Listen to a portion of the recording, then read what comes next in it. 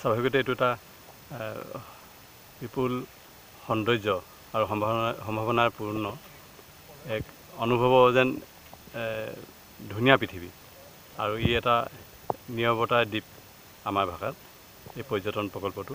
আৰু স্বাভাৱিকতে ইয়াক চাৰিওফালে গভীৰ পানীয়ে মেৰিয়াই ধৰাৰ উপৰিও এই যে যি হাজাৰ বিঘা সমৃদ্ধ অৰণ্যই ভৰপূৰ হ'ল ইয়াত বাঘ ঘোং চৰাই চিৰিকটি ইত্যাদিও থকাৰ উপৰিও এই পানীৰ অংশত ইতিমধ্যে হাজাৰ হাজাৰ চৰাই আহিবলৈ আৰম্ভ কৰি দিলে আমি সকলো প্ৰকৃতিপ্ৰেমী বা সকলো জীৱন প্ৰেমী ৰাইজক ইয়ালৈ আদৰণি জনাব বিচাৰিছোঁ আহক আপোনালোকে আহি চাচনি মেৰবিল পৰিৱেশ পৰ্যটন প্ৰকল্পৰ মাজত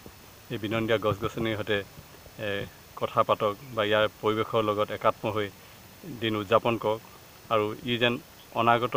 মানুহ আৰু পৃথিৱীৰ কাৰণে সংৰক্ষণৰ এক নিদৰ্শন হয় তাৰ কাৰণে আমাক যি আমাৰ ইয়াৰ কাৰণে প্ৰয়াস বা যি যুদ্ধ তাত যেন অনুভৱী সহযোগ আগবঢ়াওক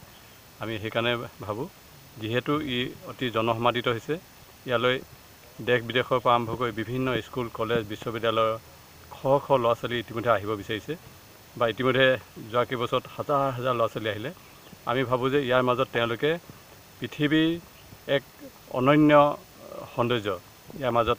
বিচাৰি পায় বৰ সুখানন্দ লাভ কৰা আমি অনুভৱ কৰোঁ